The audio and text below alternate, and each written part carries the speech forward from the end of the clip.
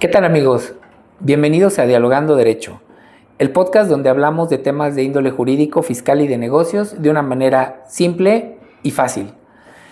El día de hoy grabamos nuestro capítulo número 64 y vamos a abrir uno de las cajas de Pandora más comunes en México. Pues, ¿por qué? Porque es un tema muy doloroso e incluso hasta un tanto morboso en el mundo de los negocios. Y hablamos de la destructiva mezcla de la sangre y el dinero.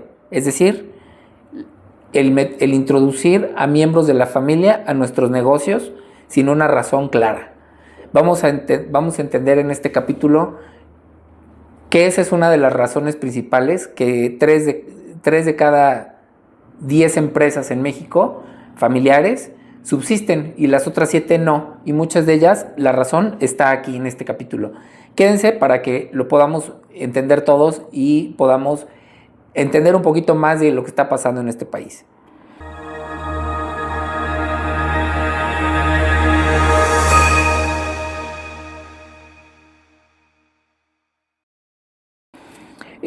Empezamos hablando de que pensamos mucho que en los negocios el tema familiar y la confianza lo es todo y que quizás sea suficiente.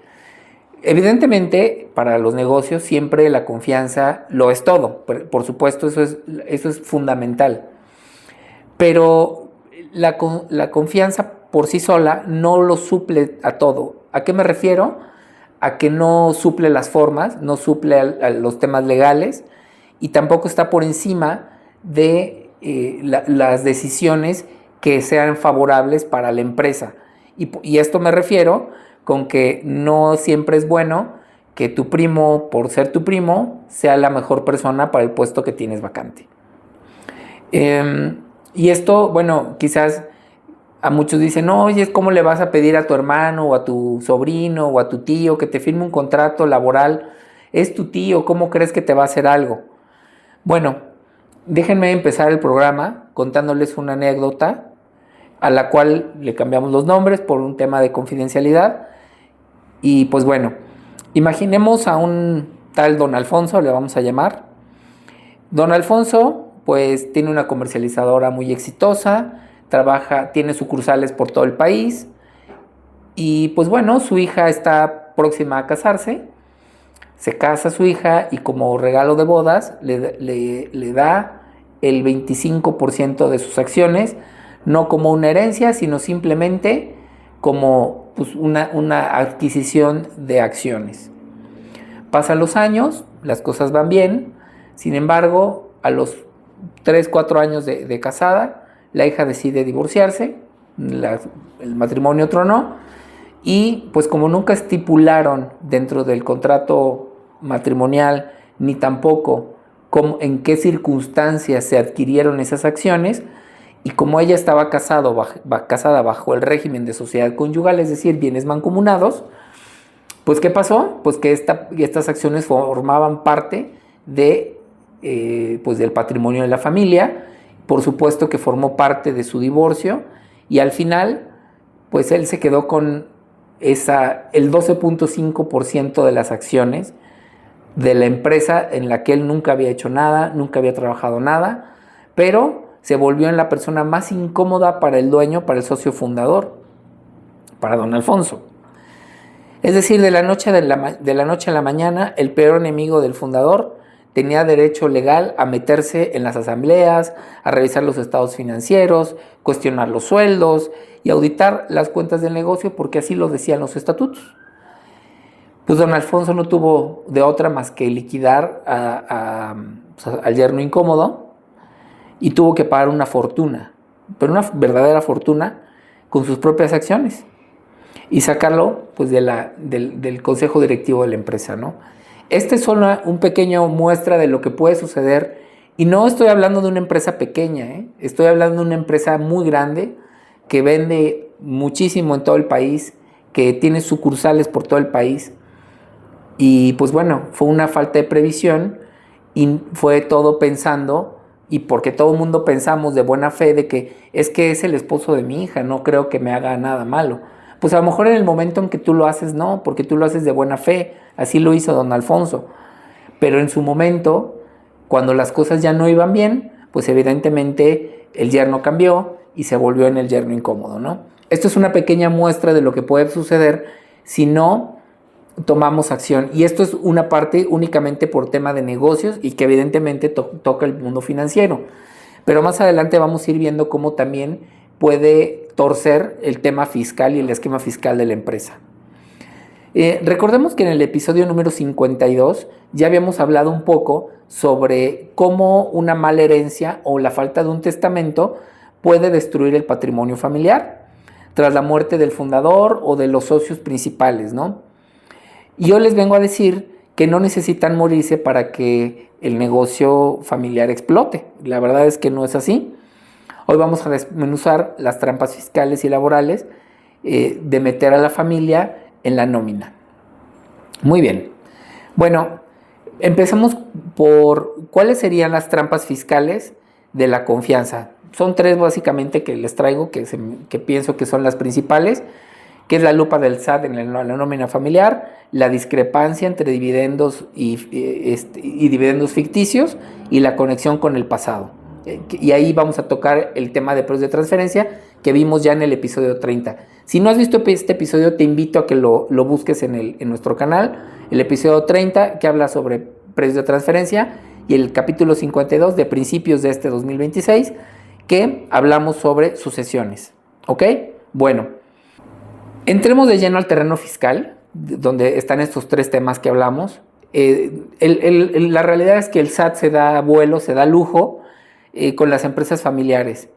La primera trampa es lo que todos o muchos empresarios conocidos, incluso amigos personales, han cometido. ¿Cuál es? Que meten a la nómina a los hijos o a los parientes, sin necesariamente tener una razón real. Es muy común que el empresario asigne un sueldo de, no sé, 100, 150 mil pesos mensuales al hijo que va saliendo de la universidad, porque ya está graduado de una universidad muy prestigiosa, a la cual al papá le costó varios millones de pesos que el muchacho terminara o la jovencita terminara su carrera. Y bueno, va saliendo de la universidad y le pone el puesto de director de estrategia, cuando en realidad el muchacho, si acaso, va 2 veces por semana y solo opina con lo que él cree, lo que él piensa, repite lo que quizás medio pescó en las clases, pero no está desarrollando una carrera profesional, ¿no? Y aquí es donde les invito a que se detengan y reflexionen si tener a un hijo, a un pariente o a una hija, por mucho que tú lo quieras, tenerlo en la nómina sea necesario. Si mejor regala el dinero, quizás sea más saludable. ¿Por qué? Porque cuando vamos a la ley del impuesto sobre la renta, su artículo 27, fracción 1, es muy clara. Dice, para que un gasto sea deducible, debe ser estrictamente indispensable. No me voy a cansar de decírselos porque es algo que está muy, muy, muy puntualizado en los últimos tiempos. Si el SAT hace una revisión y se da cuenta de que, pues, a un director externo le pagas 30 mil pesos y te da su factura, y es un director quizás jurídico, porque pues no necesita a lo mejor interno, pero sí externo, y le pagas, no sé, 25, 30 mil pesos mensuales, pero a tu hijo, tu sangre, le pagas 150 mil pesos mensuales como director de estrategia, ¿tú qué crees que va a pasar? Pues bueno, el SAT efectivamente te va a decir, esa deducción no es estrictamente indispensable, ¿ok? Y se va a considerar como un dividendo ficto. ¿Por qué? Porque pues, al final se va a dar cuenta que es un ingreso o un dinero que le estás pasando a un hijo sin necesariamente tener una contraprestación, y tampoco hay una subordinación porque el muchacho no va todos los días, no lleva el uniforme, se estaciona donde quiere, agarra a la secretaria pues para hacer sus temas personales, ¿no? O sea, trabajos que no tienen que ver con el core business de la empresa. Y este dividendo ficto va bajo el artículo 140 de la misma ley, y pues bueno, evidentemente el SAT te va a fincar un crédito fiscal muy importante porque los dividendos, pagan el tope de impuesto sobre la renta más una retención, Y bueno, además de esto, el sueldo de la familia tiene que estar a valor de mercado. Nuevamente les hago hincapié de que si pueden vayan a buscar, si no lo han escuchado, el capítulo 30, en el que hablamos con nuestro amigo Eduardo Escobar sobre precios de transferencia, búsquenlo, escúchenlo, es un complemento muy importante porque tiene que ver mucho con esto que estamos hablando, de que las transacciones tienen que estar a valor de mercado. Y eso hablamos de sueldos, ¿no? Hablando de valor de mercado, es elegantísimo y muy común que en la familia se cree una red de empresas. Un hijo es el que provee, a lo mejor que tiene la constructora, el hermano tiene la comercializadora de cemento. Tienen que tener su estudio de precios de transferencia. Porque muchos ocupan este tipo de empresas para mover las utilidades a la empresa que va perdiendo. Si la que comercializa cemento compró un stock gigante de cemento y no lo ha vendido, pues ahí tiene un pasivo. Y entonces dicen, oye, esta tiene pérdida, vamos a paliarle las utilidades de la constructora o de la decoradora de interiores para acá.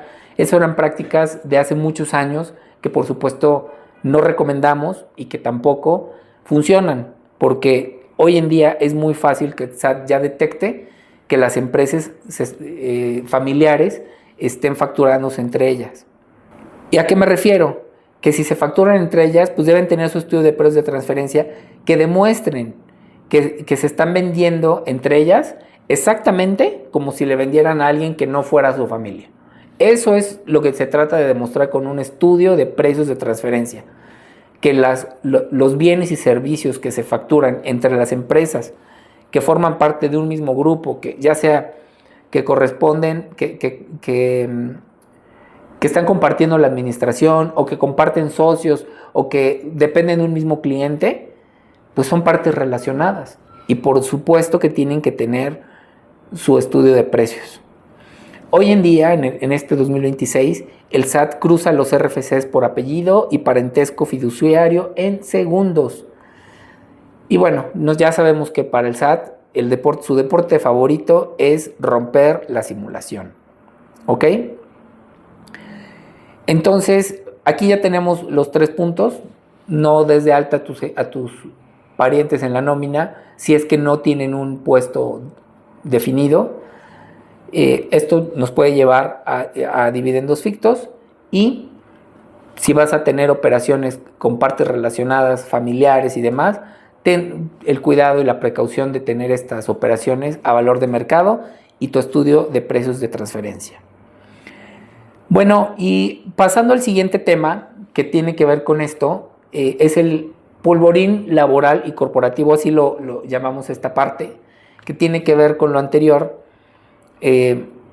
Vamos a platicar una segunda anécdota, pero también vamos a hablar sobre el pariente que es empleado, sin contrato, y bueno, cuáles pueden ser los candados de los estatutos sociales, ¿ok?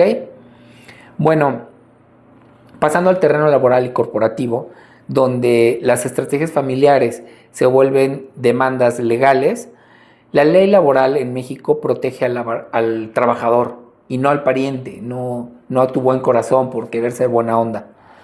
Si tú metes a tu hermano a operar un almacén y no le haces contrato porque es tu hermano, nada más porque es tu hermano no le hiciste contrato, pues evidentemente te estás sentando sobre dinamita tal cual. Aquí viene una segunda historia que igual nos pasó, le pasó a un cliente en el centro del país, de quienes también vamos a omitir sus nombres por respeto, ¿no? Bueno, son 2 hermanos que fundan un negocio de transportes. El mayor, que fue el que tuvo la idea y tenía un poquito más de dinero, toma el puesto de director general y a su hermano menor le da el puesto de director o jefe de operaciones, que era el que coordinaba absolutamente toda la operación de la empresa. Pasan los años, suficientes años, la empresa crece, como hermanos les va muy bien, y el mayor decide que ya era momento de empezarle a ceder la dirección general a su propio hijo, es decir, pues el sobrino, ¿no?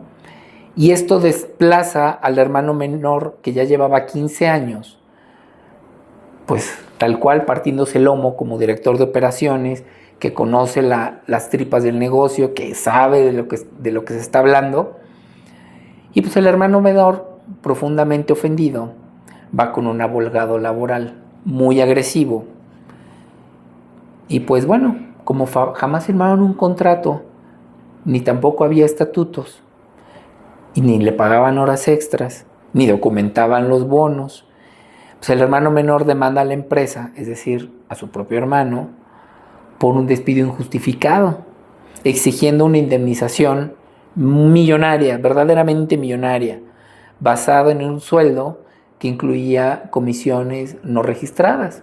Y esto era gravísimo porque, pues, en este negocio del transporte en el que ellos estaban, pues muchos de los ingresos no se reportaban, había mucho desorden, que los hermanos sabían. Pues bueno, todo esto reveló al SAT y al IMSS, y pues bueno, ya les podré platicar que fue la debacle para la empresa. El juicio lo ganó el hermano menor, prácticamente cerró la empresa. ¿Por qué? Pues porque como el hermano mayor, aunque ya tenía un laudo condenatorio en su contra, no le quería pagar, pues fue el hermano menor, ejecutó el laudo, bloquearon cuentas bancarias, embargaron equipo de transporte, y pues bueno, el hermano menor al final se quedó con más del 50% del negocio en cuanto a activos, además de que se quedó con todo el dinero que había en las cuentas bancarias. Todo por no haber firmado un contratito laboral al principio, por no haber hecho una acta constitutiva a tiempo en donde pusieran: vamos a hacer este negocio, tú y yo somos hermanos, esposos, amigos, parientes, primos, lo que tú quieras, ponlo por escrito. Las formas sí importan. Yo creo que ese es el mensaje más importante de este capítulo, que las formas sí importan. Quizás cuando empezaste tu negocio con ese ímpetu, con esas ganas de crecer, de salir adelante, pensaste que no era importante, pero si hoy me estás escuchando este episodio y no has sufragado o no has logrado que las formas sí importen en tu empresa, hazlo. Estás a tiempo, hazlo antes de que sea tarde. Y bueno, para evitar, y evidentemente estos hermanos, ya para acabar, ya ni se hablan, las cenas navideñas son bastante incómodas. Digo yo, no me han invitado, pero supongo como han de ser bastante incómodas, ¿no? Bueno, los invito a que cuando vayan a hacer una empresa, se sienten, o sea, de verdad, siéntense con su socio o sus socios a escribir los estatutos y no le digan nada más: es que tengo un amigo, como muchas cosas en el México, ¿no? Tengo un amigo que es abogado o que trabaja en una notaría, dile a Pedrito que nos escriba los estatutos, ya para tener la empresa. ¿Y qué le va a poner Pedrito? Pues no sé, él ya sabe, o sea, que haga una de machote, la que sea. No. Pónganse de acuerdo, por muy simple que esto parezca. Ya se pusieron de acuerdo, perfecto, pónganlo por escrito. Eso es lo único, eso es un acta constitutiva. Esos son los estatutos sociales que los abogados hablamos. Es poner por escrito lo que se acordó que se iba a hacer como un negocio o como una empresa. Eso es todo. Obvio, nosotros tratamos de ponerle muros de acero para que esto no se tergiverse más adelante, porque siempre pensamos que las cosas pueden ir bien y qué bueno, la idea es que vayan bien. Y cuanto mejor vayan, las ganas de que quedarse con todo o de modificar algunas cosas pueden cambiar. ¿Pueden cambiar? Sí. Si los dos están de acuerdo, se ponen un acta, se cambian las cosas, las reglas del juego y seguimos avanzando. A eso los invito. A que incluyan cláusulas de restricción absoluta, por ejemplo, en la transmisión de acciones. Establecer, por ejemplo, que ningún socio puede vender, heredar o ceder acciones ni a hijos, ni a cónyuges, ni a nada, sin la aprobación de todo el consejo, del 100% del capital. Ese es un candado que es muy bueno para evitar sobre todo cuando ya las empresas van madurando, cuando ya a lo mejor tienen 20, 30 años de funcionamiento, para evitar que hijos que a lo mejor tienen un modo de pensar demasiado radical para la organización o para el core business, pues bueno, que lleguen a lo mejor a amedrentar a los primos, porque ya muchas veces ya ni son los hermanos a lo mejor están bien, a lo mejor ya son nada más los primos que se están haciendo pedazos por una tontería, ¿no? Cosa que de verdad, si tú amas a tu cónyuge o a tu hermano o a tu socio o a tu primo o a tu amigo con el que estás haciendo negocios, ponlo por escrito, ¿ok? Bueno, hay 2 herramientas clave que yo les invito a que volteemos a ver. Una de ellas ya la tocamos hace algunos episodios, cuando hablamos de los temas inmobiliarios con el licenciado José de Teresa, pero hoy también vuelve a salir a la luz. Son 2. Uno es el protocolo de familia y el otro es el fideicomiso sucesorio. Estas dos son las herramientas clave para que todos estas historias tan dramáticas que les acabo de contar no vuelvan a ocurrir o no te pasen si tú eres miembro o formas parte de una empresa familiar. ¿Qué es un protocolo de familia? Suena como que todos nos vamos a vestir bonito y vamos a ir al notario y vamos a firmar algo elegante con la pluma que nos regaló el abuelo. Pues no es más que un contrato, sí, efectivamente es un contrato legal, pero más que lo legal es moral, donde se establece, por ejemplo, que para que un hijo entre a la empresa de la familia debe tener un título profesional, debe tener 3 años de experiencia en el puesto de otra empresa y que su sueldo estará dictado por el tabulador interno o externo de la empresa. Ese podría ser un protocolo de familia al interior de la empresa. ¿Por qué? Porque es cierto, ¿no? Pensemos en los magnates de multimillonarios del mundo, ¿no? Pensemos en un Carlos Slim, en Salinas Pliego, en empresarios grandes. ¿A poco creen que sus hijos no trabajan para sus empresas? Claro, tienen deseos quizás de trabajar para alguna de las empresas de sus padres. Pero, ¿qué pasaría si de repente nada más por ser el hijo del dueño se va a sentar en la silla del director? Oye, ¿y los que llevan haciendo carrera, cuál es el respeto que va a haber por las demás personas? ¿Cuál es el mensaje que se le está dando a la gente? Pues que no importa a la gente, ¿no? Que lo que importa es el parentesco, el compadrazgo, el amigo, ¿no? Entonces, de ahí viene el que exista un protocolo familiar al interior de las empresas. Es decir, nadie está prohibiendo que puedan participar dentro de la empresa familiar los hijos, los sobrinos o cualquier persona que se ostente como familia. Nadie lo está prohibiendo, simplemente lo estamos regulando. ¿Y cómo lo regulamos? Simplemente es decir, vamos a tratarlo como cualquier otra persona. Si el hijo es abogado y tu firma es, o tu negocio, tu trabajo es de una firma de abogados, tiene que empezar desde aprender a coser expedientes, quizás, ¿no? Ese es el protocolo de familia, en donde sí, evidentemente quiere a lo mejor los socios fundadores, su idea es que continúe el negocio, pero no le van a dejar un negocio a alguien que una de dos, o no tiene interés o que solamente está ahí por un beneficio económico, ¿no? Eso es, deja las reglas en claro, deja a todos tranquilos, tanto al personal, a la dirección, a los hijos que si quieren entrar a trabajar a la empresa de papá, perfecto, lo pueden hacer, pero aquí están las reglas y son claras, ¿no?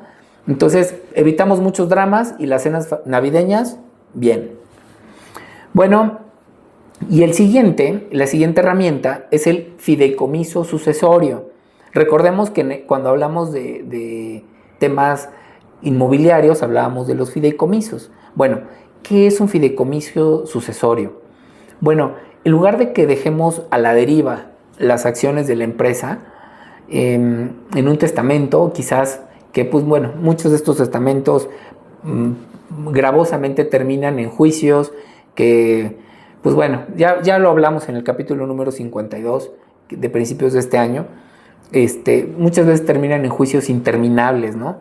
Y bueno, aporta las acciones a un fideicomiso, y el fideicomiso, que al final de cuentas es un tercero que es específico para administrar bienes y en este caso acciones, El banco fiduciario entregará únicamente los dividendos y el control de la empresa a los hijos, por ejemplo, que cuando hablamos de un tema familiar directo, conforme vayan cumpliendo metas que tú dejaste estipuladas y escritas en vida. No sé, se me ocurre, por ejemplo, dices, bueno, mi hijo va a poder ser director general después de haber trabajado 10 años en la empresa ininterrumpidos. Que tenga 2 maestrías en tales escuelas o de tales cosas, que lo evalúe tal empresa, no sé. Y conforme vaya desbloqueando logros como en los videojuegos, hasta entonces se le va a entregar la dirección. Y no es que se le entregue a alguien, no es nada personal. Simplemente así son las reglas del juego y es importante dejarlas claras. Quizás esto sea lo más importante que hay que hacer antes de ponerse a pelear de que si de quién van a ser las acciones y de que quién se va a quedar con los clientes y de que qué va a ser de mí porque pobrecita yo no tengo carrera. Ahí están. Hablamos de estrategias familiares para que la familia como empresa, vista la familia como una empresa que así debe ser vista, siga funcionando y la empresa que genera riqueza, que genera algún servicio o algún valor a la sociedad, siga haciendo lo propio generación tras generación. Bueno, y como conclusión a este programa, amigos, ponerle reglas legales y claras a la familia en el negocio no es falta de amor, es un exceso de responsabilidad. Miren, ni al SAT, ni a los tribunales, ni a ninguna autoridad les importan tus lazos de sangre, esa es la verdad. A menos que te vayan a cobrar más por eso, ¿verdad? Les importan tus contratos, tus actas, tus formas. Es decir, te invito a que trates a tu negocio como una empresa y entonces así conservarás a tu familia. Bueno, queridos amigos, hasta aquí nuestro capítulo número 64. Deseamos que haya sido de su agrado, que le sume a su buen quehacer de todos los días como empresarios. Si tienen dudas, no duden en escribirnos al correo contacto@esancia.com con doble S. Y pues bueno, muchas gracias nuevamente y asimismo agradecemos al equipo de Dimensión 8 por su colaboración en la producción y elaboración de este capítulo. Hasta la próxima y muchas gracias. Buenas tardes.